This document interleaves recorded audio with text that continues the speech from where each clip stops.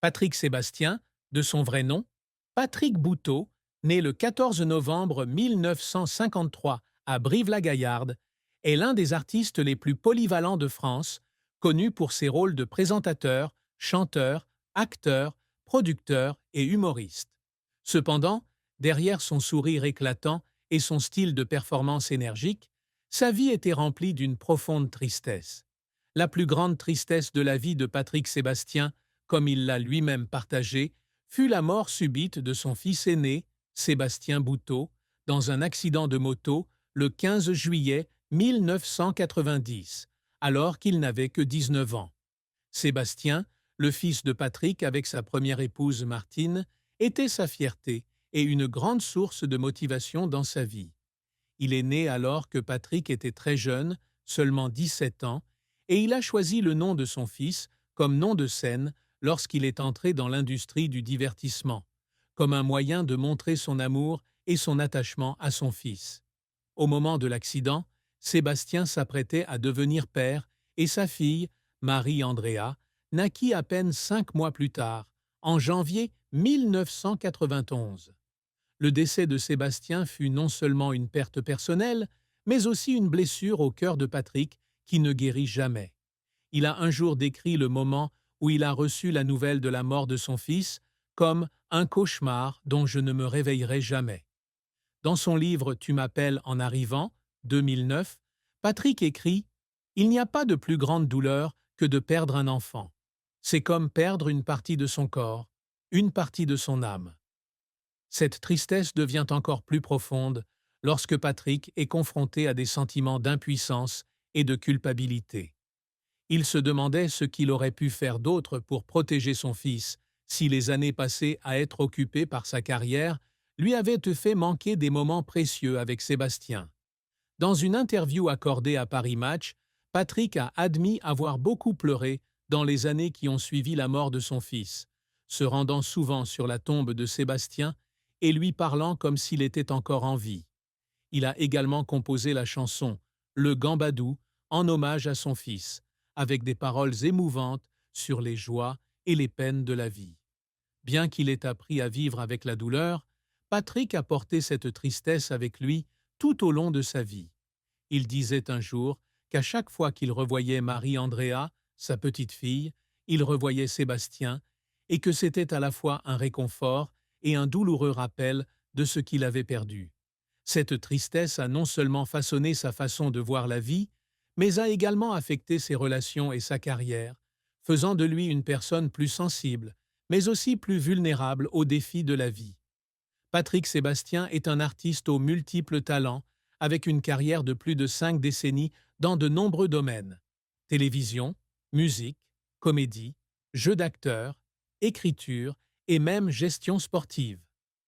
Né à Juillac, en Corrèze, dans une famille modeste, Patrick grandit auprès de sa mère, André Bouteau, qui l'élève seul après son divorce.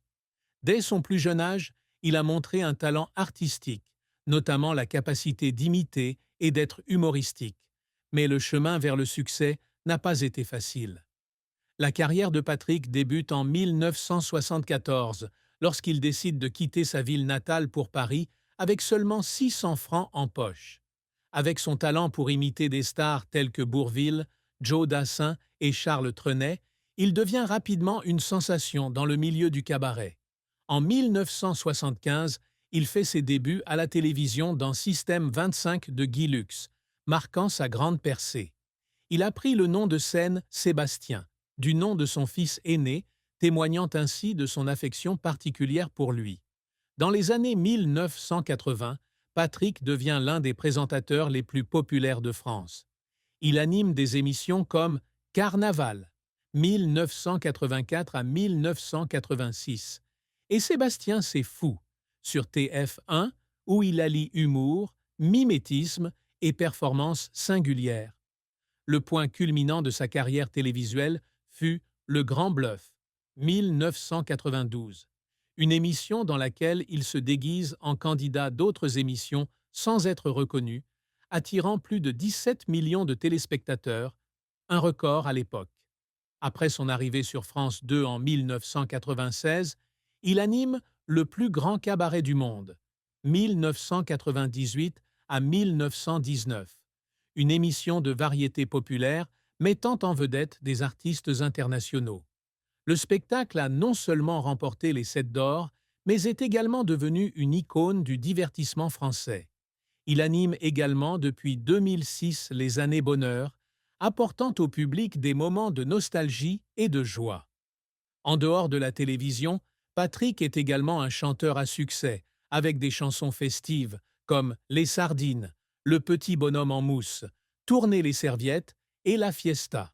Ces chansons, bien que parfois controversées pour leur caractère grivois, légèrement obscène, sont devenues des icônes culturelles populaires, ancestosentes, en France, chantées lors de fêtes et d'événements. Il est également auteur, écrivant plus de 20 livres, du roman La cellule de Zarkane, 2007, aux autobiographies Vivre et renaître chaque jour, 2022, en passant par de nombreuses pièces de théâtre comme Le Kangourou, 2009. Patrick a également marqué le monde sportif en tant que président du club de rugby du CA Brive dans les années 1990 et 2007 à 2009.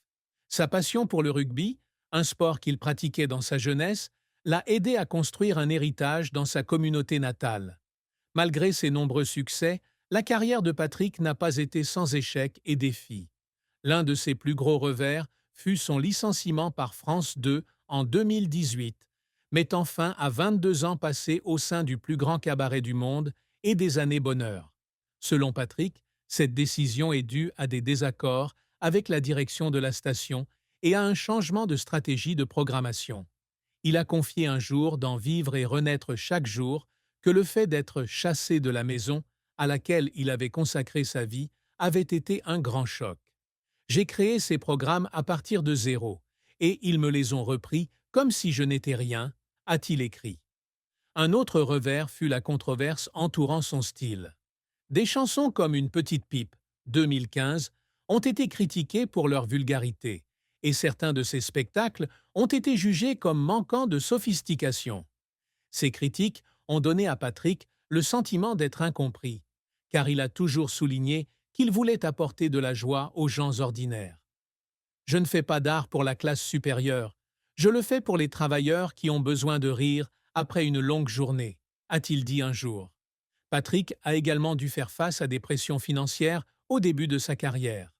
À son arrivée à Paris, il devait travailler aux Halles pour gagner sa vie, et il y avait des moments où il dormait sur des bancs parce qu'il n'avait pas les moyens de payer son loyer. Ces difficultés, bien que passées, lui laissaient un sentiment de stabilité préoccupant.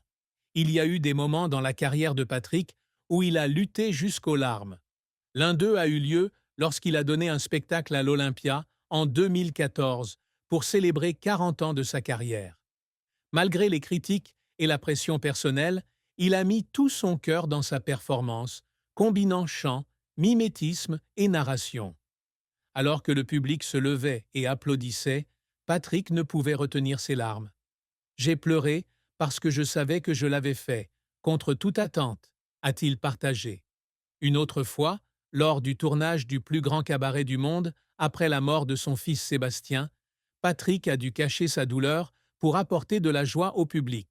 Il a dit un jour qu'il y avait des jours où il arrivait sur le plateau avec le cœur brisé, mais qu'il devait quand même sourire et faire comme si de rien n'était. Je ne veux pas que le public me voie faible, mais parfois, je dois courir dans les coulisses pour pleurer, a-t-il déclaré. Patrick a également pleuré lorsqu'on lui a diagnostiqué un cancer du rein en 2022.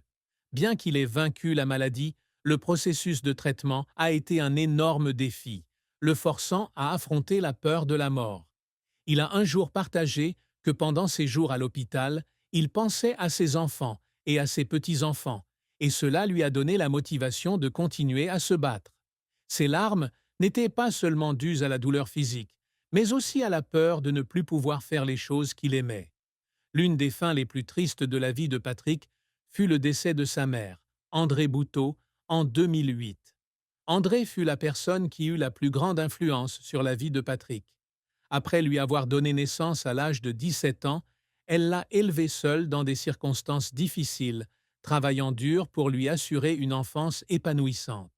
Patrick fait souvent référence à sa mère comme à son héroïne, qui lui a appris la résilience et l'amour inconditionnel. À la mort d'André, Patrick tombe dans un état de dépression. Il a un jour confié dans Vivre et renaître chaque jour que perdre sa mère était comme perdre un phare qui la guidait. Il regrettait de ne pas avoir pu passer plus de temps avec sa mère dans ces dernières années, en raison de son emploi du temps chargé. Lors de ses funérailles, Patrick a beaucoup pleuré, a serré dans ses bras le portrait de sa mère et a murmuré des excuses pour les fois où il n'était pas là pour elle. Cette tristesse devint encore plus profonde lorsque Patrick réalisa qu'il n'avait plus personne avec qui partager ses succès et ses échecs sans condition. André était celle qui croyait toujours en lui, même lorsqu'il était critiqué ou en difficulté. Son absence a laissé un vide qui ne pouvait être comblé. Et Patrick mentionnait fréquemment sa mère dans ses chansons et ses livres, comme un moyen de la garder à l'esprit. L'amour et le mariage de Patrick Sébastien sont un voyage colo